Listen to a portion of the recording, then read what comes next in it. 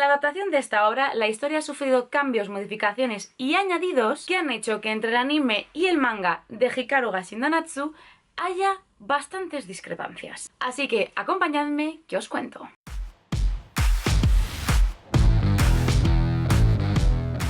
Ohai minasan, bienvenidos a mi canal, yo soy Maru y en este vídeo os traigo la comparativa entre el manga y el anime de Hikaru ga Shindanatsu, o El verano en el que Hikaru estiró la pata.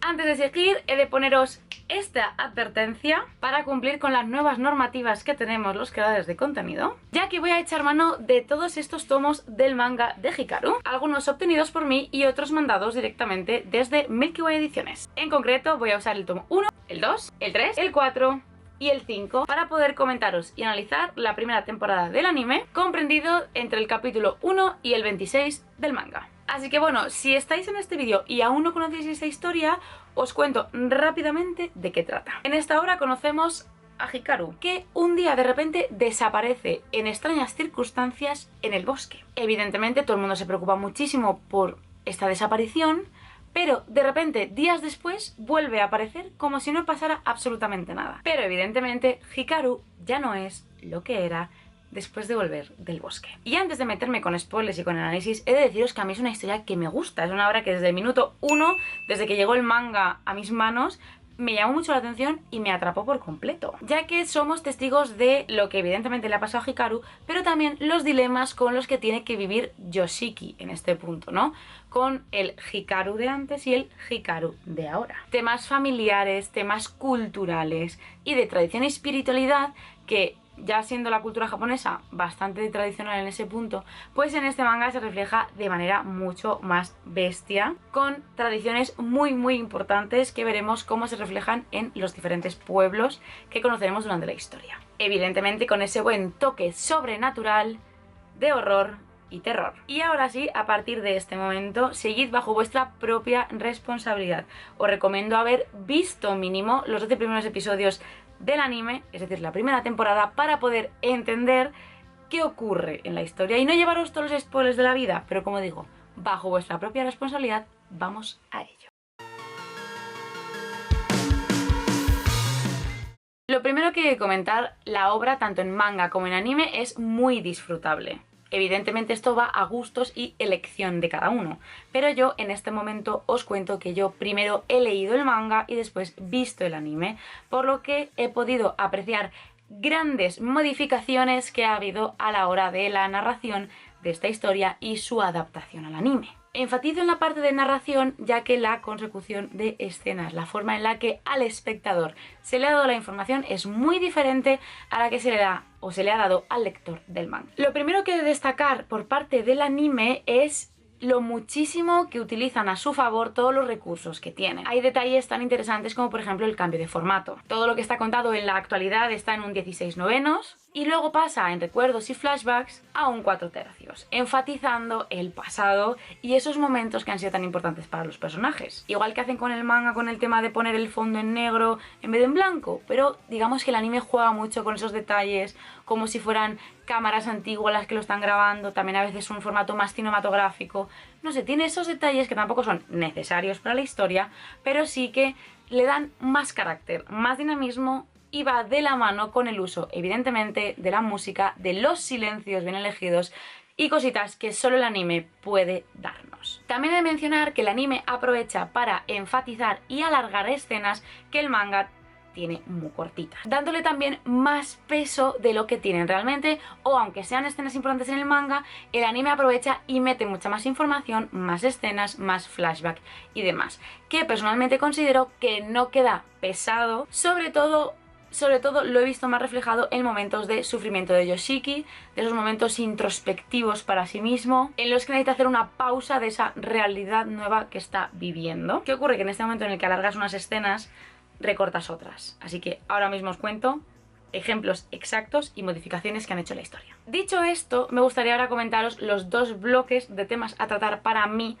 que han sido un fallo o que se han cuidado de manera diferente en la historia de Hikaru. Primero me gustaría parar un segundo para hablar de la traducción de la obra. Yo he disfrutado del anime en Netflix con los subtítulos al castellano de Netflix.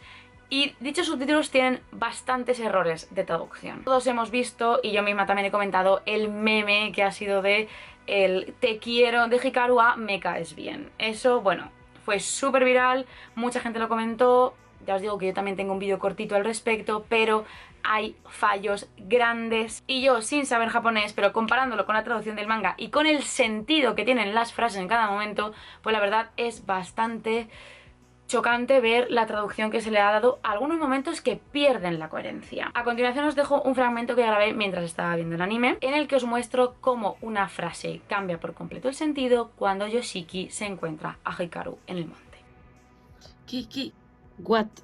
Y es que sí, evidentemente el sentido de esta escena no es igual en el anime y en el manga. Entonces la verdad es que me disgusta bastante el tema, es de las obras que más me ha llamado la atención en este aspecto. Ya os digo, yo sin entender japonés, pero habiendo leído la obra veo las claras diferencias que hay y me da mucha lástima que no se cuiden estas cosas y me termina dando coraje porque sigue siendo una página de pago en la que estamos pagando nuestra suscripción y queremos que estén bien hechas las cosas. Y vamos así con el último bloque que quiero tratar, que para mí es el más importante y en el que os voy a poner un montón de ejemplos, y es para mí el mayor problema que tiene esta adaptación, que lo han ordenado como les ha salido del arco del triunfo. Los acontecimientos que ocurren los han desordenado por completo para contarte la historia como le ha dado la gana al anime. En esencia ocurre lo mismo, pero a la hora de escoger el orden en el que ocurren las cosas y cambiarlas, el orden en este caso sí altera el producto, porque como espectadores la información que uno recibe no es lo mismo que recibe uno como lector de la obra. En el manga,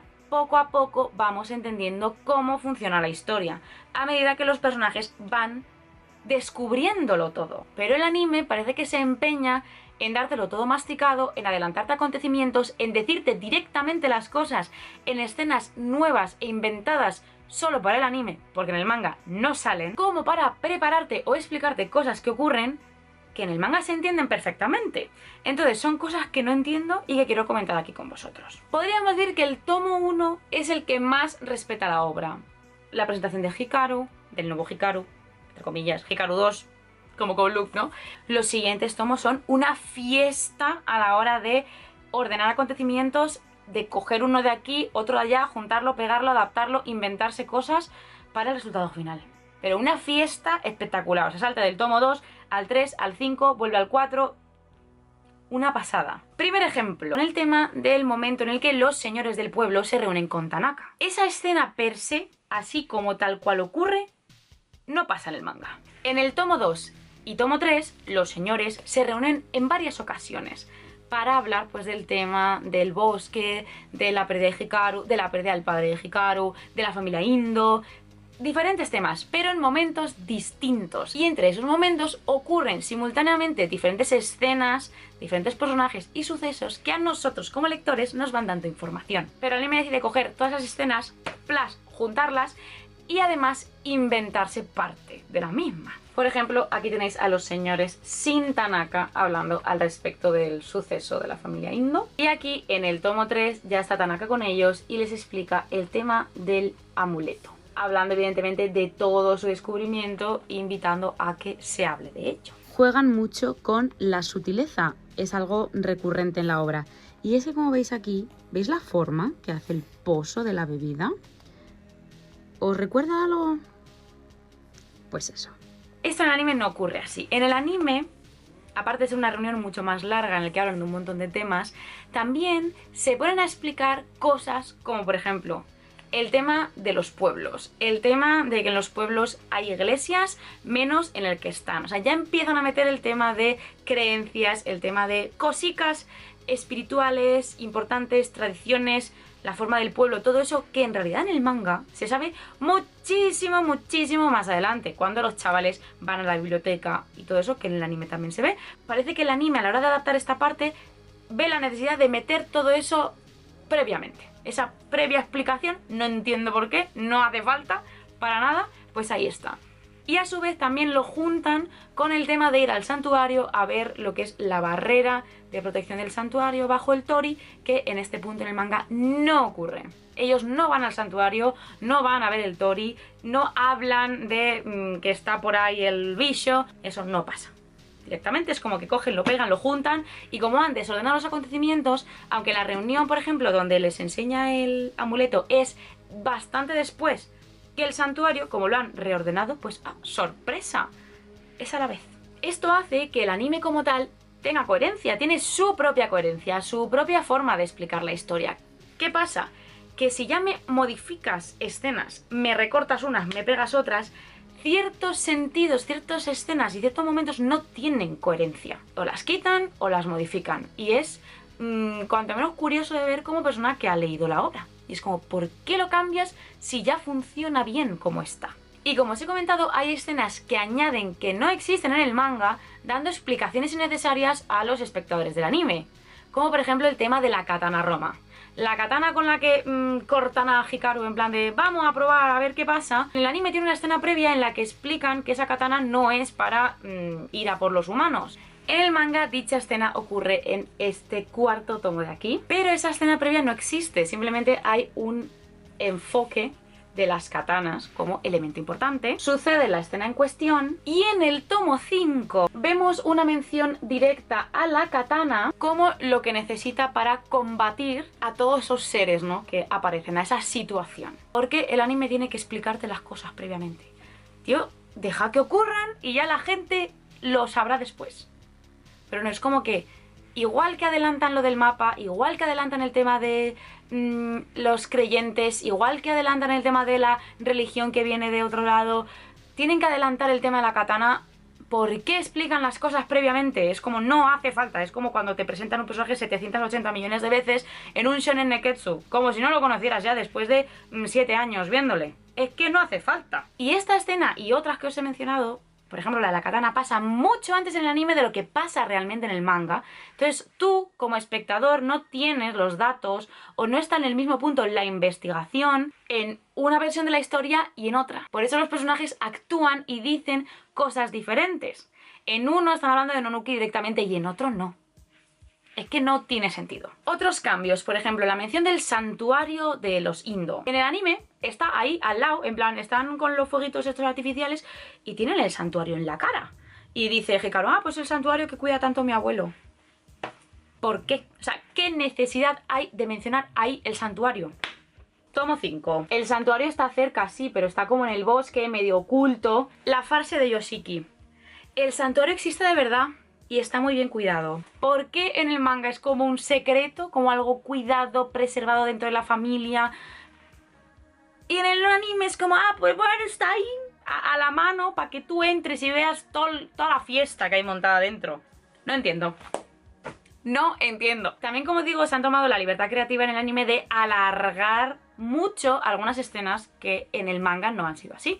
Como por ejemplo el tema del cuchillo. Ya que en el tomo 3 vemos ese momento tan difícil que tiene Yoshiki, esa decisión que él toma respecto a Hikaru, a todo lo que es y a todo lo que representa y lo que implica para sí mismo. Y en el manga es lineal. Desde que empiezan ese día diferente hasta lo que ocurre, pasa en el mismo momento. No vemos flashbacks, no vemos nada que implique lo que pasa más allá de ellos dos en ese momento. El anime, en cambio, aprovecha y superpone escenas a este momento de la familia de Yoshiki, tanto su padre como su madre y su hermana, con esa carga, ¿no?, esa carga emocional y también la responsabilidad que supone que él decida hacer dicho acto, porque es una despedida a su familia, porque si de verdad Hikaru fuera Hikaru normal, esta decisión sería decisiva para sí mismo, o sea, literalmente sería un hasta luego Yoshiki, para no decirle otras palabras, ¿no? Entonces, literalmente esa escena en el anime se plantea como una despedida de su vida, de su familia, un agradecimiento a sus padres, una disculpa. En el manga no, en el manga pasa y a tope, es que realmente el manga es mucho más frenético en ciertos puntos. Por eso os digo que estas licencias creativas están geniales en el anime porque dan también como ese énfasis en el momento, ¿no? El entender lo importante que es, pero este momento de alargar esta escena, pues te recorta otra. Y aunque os podía analizar absolutamente todas las escenas, porque literalmente cogen, parece que lo meten en una bolsa, lo mezclan y deciden cuál sacan en qué momento, porque hay una escena, ya os digo, en el tomo 5 que lo ponen al principio, antes de algo que pasa en el tomo 3, entonces esa escena es imposible que ocurra de la misma manera que en el manga, porque no tienes la misma información, porque no se ha desarrollado la historia como para llegar a ese punto, con ese conocimiento, con esa mención de las diferentes deidades, diferentes tradiciones.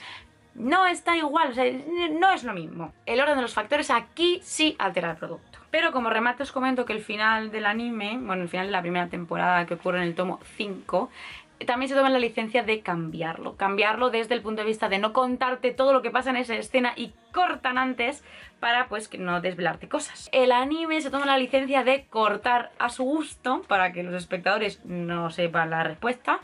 Pero aparece el tercer personaje en discordia que está acá, ya os digo que está por ahí, que en el manga también sale. Si queréis saber cómo termina el capítulo, para no haceros spoilers innecesarios, pues podéis buscarlo. Pero sí, son licencias y modificaciones que me llaman mucha atención de cara a las decisiones que han tomado con el anime. Bueno, en conclusión, el anime como tal no está mal, tiene su propia coherencia, o sea, funciona bien, se entiende bien, pero para personas que hemos leído el manga, que conocemos la historia de verdad, cómo está formada, chirría por todas partes. Es ¿por qué esta escena? ¿Por qué esta modificación? ¿Por qué está diciendo ahora si lo sabes 3 tomos más para adelante? Entonces, realmente, la coherencia como tal de la historia no se pierde per se, o sea, lo que ocurre es lo que es, la información que hay es la que hay, los datos, los personajes, todo eso está igual, pero cambiado en orden. Entonces es bastante curioso ver el anime como lectores de la obra, porque es como...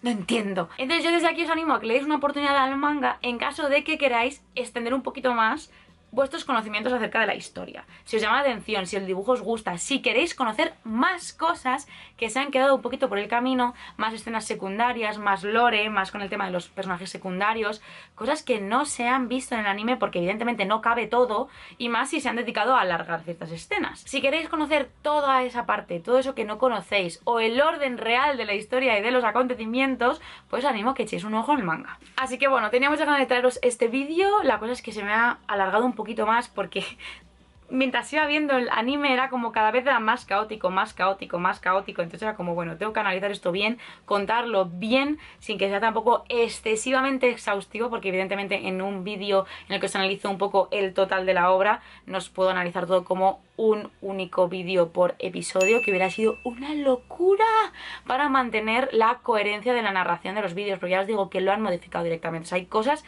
que no tienen sentido si las ponemos igual el anime y el manga, o sea, no tienen sentido. Entonces, para no frustrarme con la obra, que me pasó también un poco con Kowloon, ¿no? El hecho de que se tomen licencias, mezclen las cosas, se inventen unas, pues en este punto decidí leerme el manga, verme toda la temporada y luego comentarlo. Yo creo que ha sido una buena decisión.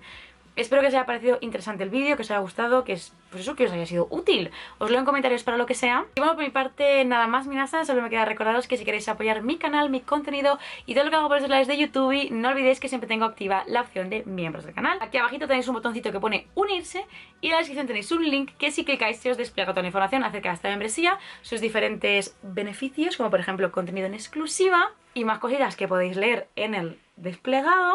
Y por supuesto, a mí me ayudáis un montón. Así que ahora sí que sí, nada más por mi parte. Si os ha gustado este vídeo, no olvidéis darme un likecito, suscribiros, aquí algo se lo habéis hecho y nos vemos muy pronto en un nuevo vídeo. ¿Mi?